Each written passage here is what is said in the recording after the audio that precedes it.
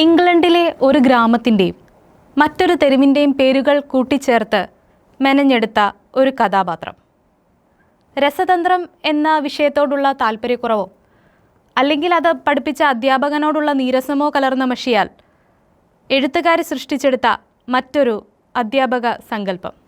7 പുസ്തകങ്ങളിലായി വായനയുടെ മായാജാലം തീർക്കുന്ന ജെ.കെ. റോളിങ്ങിൻ്റെ Harry Potter സീരീസിൽ ജെ.കെ. റോളിംഗ് തന്നെ ആൻറ്റി ഹീറോ എന്ന് വിശേഷിപ്പിക്കുന്ന ഈ അധ്യാപകൻ്റെ ക്യാരക്ടർ ഡെവലപ്മെൻറ്റ് വളരെ അത്ഭുതത്തോടുകൂടി മാത്രമേ വായിച്ചു തീർക്കുവാൻ സാധിക്കുകയുള്ളൂ.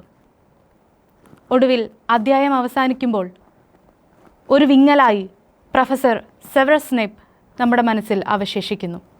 നോവലിൻ്റെ ആദ്യ 5 ഭാഗങ്ങളിൽ Hogwarts school of witchcraft and വിസഡ്രിയിൽ പോഷൻസ് പ്രൊഫസറാണ് പ്രൊഫസർ സ്നേപ്പ്. അതായത് മാന്ത്രിക കഴിവുകളുള്ള കുട്ടികളെ പഠിപ്പിക്കുന്ന ഈ സ്കൂളിലെ മായിക ശേഷിയുള്ള മരുന്നുകൾ ഉണ്ടാക്കാൻ പഠിപ്പിക്കുന്ന അധ്യാപകൻ. തൊട്ടടുത്ത ഭാഗത്ത് അദ്ദേഹം ഡിഫെൻസ് എഗെയിൻസ്റ്റ് ഡാർക്ക് ആർട്സ് ടീച്ചറായി മാറുന്നു. എന്നുവെച്ചാൽ ദുർമന്ത്രവാദത്തിനെതിരെയുള്ള പ്രതിരോധം തീർക്കാൻ പഠിപ്പിക്കുന്നു.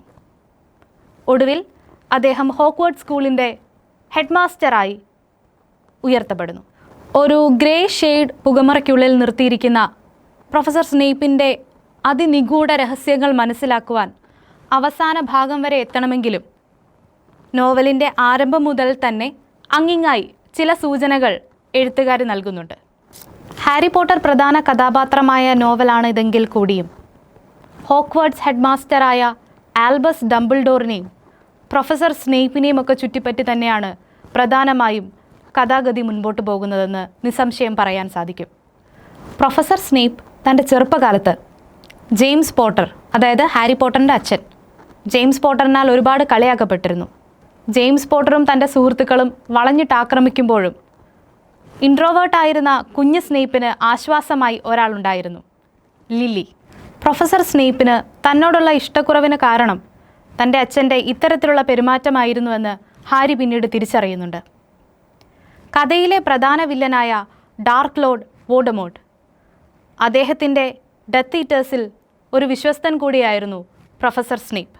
എന്നിരുന്നാലും ഹോഗ്വാർട്സ് ഹെഡ് മാസ്റ്ററും ഡാർക്ക് ലോർഡിൻ്റെ പ്രധാന എതിരാളിയുമായ ഡംബിൾഡോർ പ്രൊഫസർ സ്നേപ്പിനുമേൽ വെച്ച് പുലർത്തിയിരുന്ന വിശ്വാസം ഹാരിയിലും വായനക്കാരിലും ഒരുപോലെ സംശയവും അത്ഭുതവും ഉളവാക്കുന്നു. ലില്ലിയെ അതിയായി സ്നേഹിക്കുകയും തൻ്റെ എല്ലാ ഇൻസെക്യൂരിറ്റീസും അവളുടെ മുമ്പിൽ മറന്നുപോവുകയും അതിയായി സന്തോഷിക്കുകയും ചെയ്തിരുന്ന സ്നേപ്പിന് ലഭിച്ച ഏറ്റവും വലിയ തിരിച്ചടി എന്തെന്നാൽ ലില്ലി തൻ്റെ ജീവിത പങ്കാളിയായി ജെയിംസ് പോട്ടറിനെ തിരഞ്ഞെടുത്തു എന്നതായിരുന്നു. പിന്നീട് ലില്ലിക്കും ജെയിംസിനും ഹാരി എന്ന മകൻ ജനിക്കുന്നു. എന്നാൽ തൻ്റെ എതിരാളിയായി ജനിച്ച ഈ ഹാരി പോട്ടറിനെ കൊല്ലുവാൻ ഡാർക്ക് ലോർഡ് വരുന്നു. ഹാരിയെ സംരക്ഷിക്കുന്നതിനിടയിൽ ജെയിംസ് പോട്ടറും ലില്ലി പോട്ടറും ജീവത്യാഗം ചെയ്യുന്നു. ജീവന് തുല്യം സ്നേഹിച്ച ലില്ലി, അവൾ മറ്റൊരാളുടേതായെങ്കിൽ പോലും മരണം അവളെ തന്നിൽ നിന്നും പറിച്ചെടുത്തുകൊണ്ട് പോയതിന് കാരണം ഹാരിയാണെന്ന് അയാളുടെ ഭ്രാന്തമായ പ്രണയം ഇടയ്ക്കിടെ അയാളെ ഓർമ്മിപ്പിച്ചുകൊണ്ടിരുന്നു. എന്നിരുന്നാലും ലില്ലിയുടെ കണ്ണുകളോടുകൂടി ജനിച്ച ഹാരി പോട്ടറിനെ പൂർണ്ണമായി വെറുക്കുവാൻ പ്രൊഫസർ സ്നേപ്പിന് സാധിച്ചിരുന്നില്ല. സ്നേപ്പ് മരിക്കുന്നതിന് തൊട്ടു മുൻപ് താൻ ലില്ലിയെ എന്തുമാത്രം സ്നേഹിച്ചിരുന്നുവെന്ന് ഹാരിക്ക് മനസ്സിലാക്കി കൊടുക്കുന്നുണ്ട്.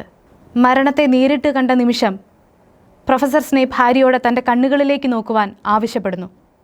തൻ്റെ അവസാന ശ്വാസത്തിലും ഹാരിയുടെ കണ്ണുകളിലൂടെ ലില്ലിയെ കാണുവാൻ അയാൾ ആഗ്രഹിച്ചു.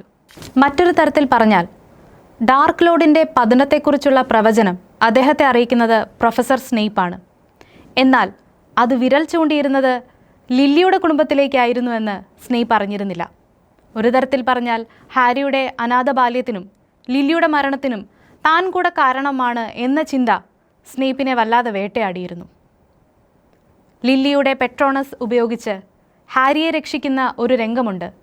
അതിൽ അത്ഭുതത്തോടെ ഡംബിൾഡോർ പ്രൊഫസർ സ്നേപ്പിനോട് ചോദിക്കുന്നു, ഇത്രയും വർഷങ്ങൾക്ക് ശേഷവും ഇപ്പോഴും നിങ്ങൾ അവളെ സ്നേഹിക്കുന്നുവോ? അതിന് മറുപടിയായി ഒരു മനുഷ്യായുസിലെ സ്നേഹം മുഴുവൻ ചേർത്ത് വെച്ചുകൊണ്ട് സ്നേപ്പ് മറുപടി പറയുന്നു, ഓൾവേസ്. പിന്നീട് ഡാർക്ക് ലോർഡിനെ ഹാരിയും സംഘവും പരാജയപ്പെടുത്തുന്നു.